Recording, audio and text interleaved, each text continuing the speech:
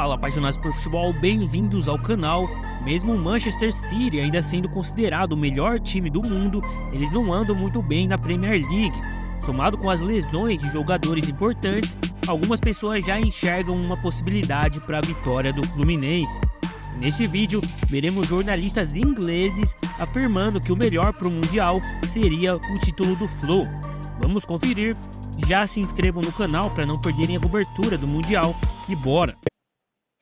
Yeah, in terms of the Club World Cup, I think the tournament really needs a South American winner. I think if Fluminense win it, it'd be much better for the competition than if City win it. I think, and I watched some of the Red Diamonds game yesterday, and I thought the pitch was heavy, the quality was terrible. So it's not helping City in that respect.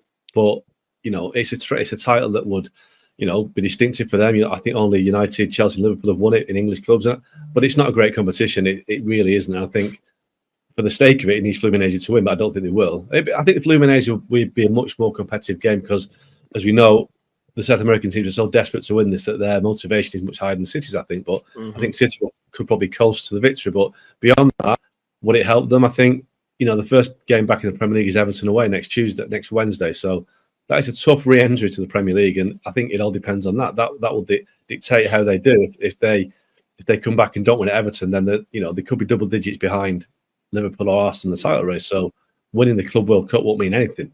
So it's a big weekend for City. They've had a bit of sunshine. They've had a bit of an easy game against Urawa. So we'll see. But I'd like Fluminense to win it for the sake of the competition. It has to be said. Brazilian sides have beaten English sides before in this stage of the competition. So they're 2-2. But the last time that happened, Corinthians beat Chelsea back in 2012, 1-0, and then Sao Paulo beat Liverpool in 2005. So it's a little different, modern football the last 10 years in terms of the finances and players. A little different, but we'll see what happens. That game's on Friday. But you touched on something there, Augie, about motivation in this game. Let me ask you just from a City big picture perspective. And people say this all the time. They've gotten complacency. You win the treble. You've won 3 years in a row in terms of the Premier League. And Shaq, I'll start with you. Do you think that City was a victim of their own success a bit? Have they gotten complacent? Is that why they've struggled? Or has it been injuries and they're just not as good a team this year as they were toward the end of last year? Yeah, I don't see it as complacency. And I know that's an easy out, but I just feel as a professional, there's a pride every time you step on the park. And I do not take that for granted. I think as a player, you go out to win every single game. And it doesn't matter the competition. It doesn't matter the stakes. You're there to win. I mean, losing is easier to accept, depending on any number of factors. But you're always trying to win it. Yeah, I don't see it as complacency. I think maybe a bit of mental fatigue. I think to raise yourself to be at the absolute top level all the time, it's hard.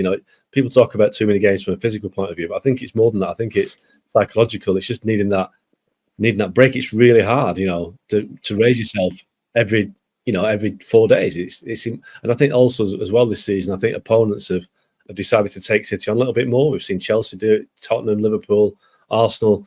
They've all had success against City in various forms. I think it's because they've decided that rather than sit back and wait to be beaten, they're going to have a go, and they've had some joy. So City finding games harder, physically and mentally. So it's all taking its toll. I think we're getting to that point now where they probably just need a bit of the luck to change because opponents are taking them on. They find it harder to cope with it. They're missing a few players through injury. So, all that coming together. But I think complacency, definitely not. I think that's the last thing that's an issue with City and Pep Guardiola.